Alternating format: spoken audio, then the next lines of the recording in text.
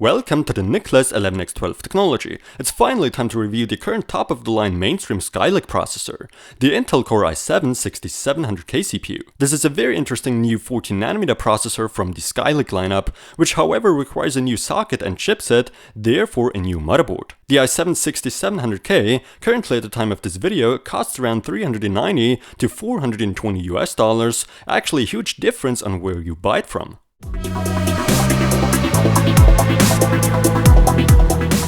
The processor is pretty lonely inside that box, with just the installation instructions with the sticker on the back and the CPU itself. No sign of a stock cooler anymore, and that has something to do with the heat output of this processor. Basically it gets pretty hot and you need a decent aftermarket cooling solution, so that will cost you extra here. Note that previous LGA1150, 1155 and 1156 CPU coolers are 100% compatible with the new LGA1151 Socket tools. The Intel Core i7-6700K is a quad-core Skylake CPU that has to go into the new LGA1151 socket. 4 cores, and with HyperThreading 8 threads. The base clock is at a whopping 4 GHz here, turbo boost at 4.2 GHz.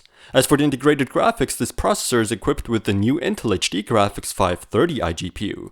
According to Intel, the TDP is rated to be at 91 watts, the CPU is now manufactured on the new 14nm process, and as for cache, 1 MB of level 2 cache and 8 MB of level 3. Dual channel memory supported, DDR4 2133 as well as DDR3L 1600. As you'd expect, this is a K-series CPU, it therefore features an unlocked multiplier. For this review I'll be installing the CPU into the MSI Z170A gaming M7 motherboard MSI kindly provided me. Thank you very much. Alright, sounds all good, but let's see how well this new 6700K performs like.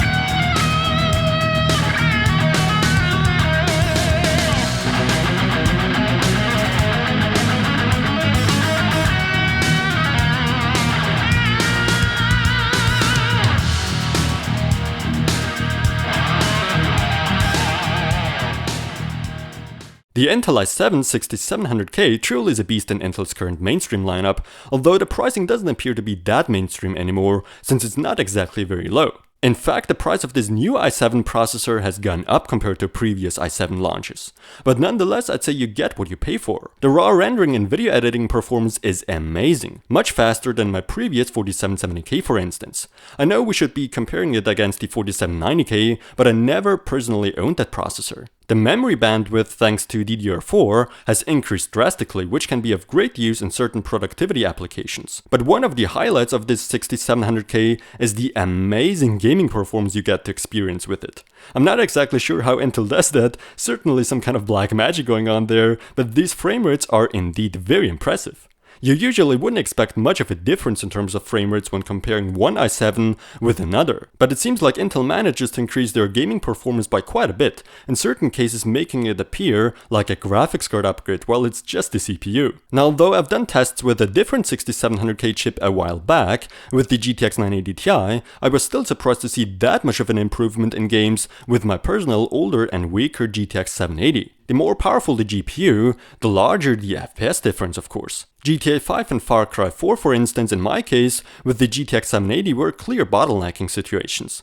Also, not every single game will benefit from the new Skylake CPUs, and many are just heavy on the GPU, not the CPU. The temperatures unfortunately increased quite a bit with this i7-6700K compared to the 4770K, but it luckily doesn't affect the overclocking headroom too much, since I've come across something very interesting. Practically, I could easily undervolt the CPU to make it run much cooler and much more power efficient at stock, and the CPU would turn out to be perfectly stable. This means I was even able to achieve impressive overclocks with the current stock voltage of the 6700K. In fact, the stock voltage is at 1.368 volts, measured in CPU-Z, and I achieved stable 4.6 GHz at 1.344 volts. That's quite impressive, and you get the idea, I guess. More on that in my Intel i7-6700K overclocking video with the MSI Z178 gaming M7 motherboard. The power consumption on idle has dropped by like 2 watts compared to the 4770K in my case, but on full load it has increased a little bit, but it's fine compared to the overall huge performance improvement.